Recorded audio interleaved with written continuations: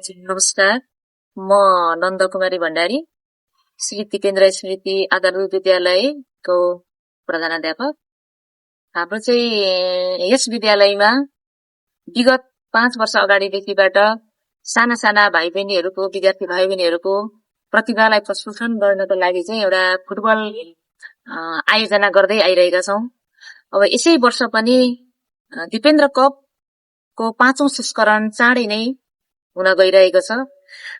यसका लागि चाहिँ हामी विद्यालय आयोजक रहनेछ भने हाम्रो सहयोगीहरू हामीलाई आर्थिक सहयोग गर्नुहुने हाम्रो वडा नम्बर कार्यालय 17 नम्बर वडा कार्यालय, यसै गरी धरान उपमहानगरपालिका हामीसँग साथमा हुनुहुन्छ विगतदेखि नै। यस दिपेन्द्र फुटबल कप चाहिँ यो वर्षदेखि 5औं संस्करणसम्म आइपुग्दाखेरि विगतको वर्षहरूमा भन्दा यस वर्षबाट चाहिँ थोरै फरक ढंगले चाहिँ हामी सञ्चालन गर्न गइरहेका छौं।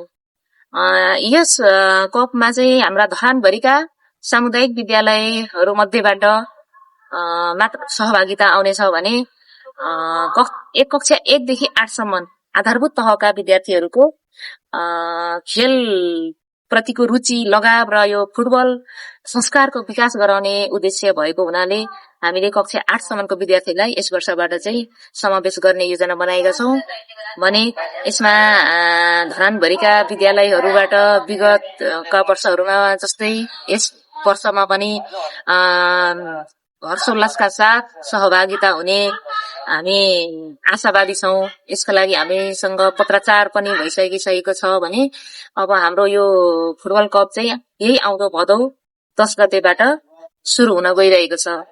हाम्रो यसका लागि विद्यार्थी भाइ बहिनीहरू चाहिँ थोरै केही नियमहरू छन्। त्यसमा चाहिँ अघिल्लो सालसम्म हामी 7 साइजमा खेलाउँदै थियौं भने यसपल्टबाट हामी हाम्रो विद्यालयको चौरी पनि अलिकति 8 कक्षासम्मको विद्यार्थीहरू खेल्ने भएकोले अलिकति अपर्याप्त हुन जाने भएकोले धरान 17 मै रहेको नमस्ते फुटबल कपको चाहिँ हाम्रो नमस्ते चोकको एउटा चौरी उपलब्ध गराउन प्रयत्न गरिरहेका छौं। सम्भवतः त्यही चौरमा हाम्रो यो गेम सुरु हुन्छ यसपल्टबाट र त्यहाँनिर चाहिँ 11 साइजमा हाम्रो यसपालिबाट गेम हुन गइरहेको छ। यसमा थोरै केही नियमहरू विद्यालयहरूको लागि सहभागी हुने विद्यालयहरूलाई हामी जानकारी पनि गराउँछौं र जानकारी उहाँहरूले लिनु पनि आवश्यकता छ।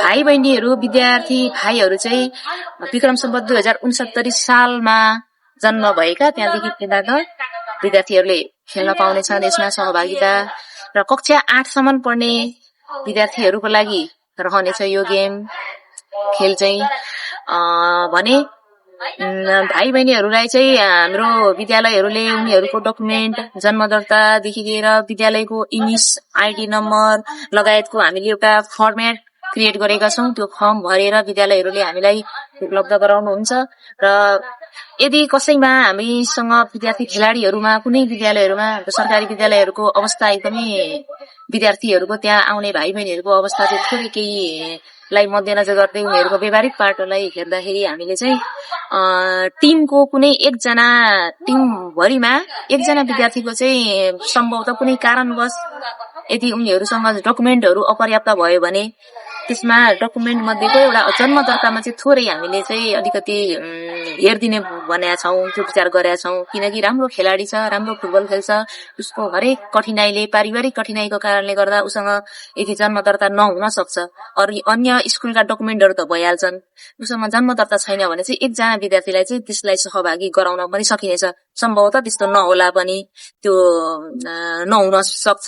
यदि कदा त्यस्तो भएमा चाहिँ हामीले त्यसलाई अलिकति हेर्ने भन्ने विचार गरेका छौं र हामी चाहिँ एकदम लागि परेका छौं यसलाई सबैले सम्पन्न गर्नका लागि। सबै हामी धरानवासी, धरानभरिका विद्यालयहरू प्रहरू यसलाई विद्यालयलाई ह्यान्डल गर्ने हाम्रो शिक्षा महाशाखा, हाम्रो धरान उपमहानगरपालिका कार्यालयदेखि लिएर धरान वडा नम्बर 17 अनि हाम्रा सरोकारवालाहरू, हाम्रा फुटबल प्रेमी, हाम्रा नजिकका स्टेक होल्डरहरूलाई चाहिँ हामी सबैजनाले विनम्र अनुरोध गर्दछौं यो सानो हाम्रो प्रयासलाई हाम्रो खेलाडी भाइ बहिनीहरूको एउटा प्रतिभालाई चाहिँ उजागर गर्नका लागि सबैजनाले एउटा महत्वपूर्ण भूमिका निर्वाह गरिदिनुहुन्छ। हामीलाई साथमा साथ उल्लास हौसला दिनुहुन्छ भन्ने एकदमै ठूलो अपेक्षा राखेको छ हाम्रो विद्यालय परिवारले।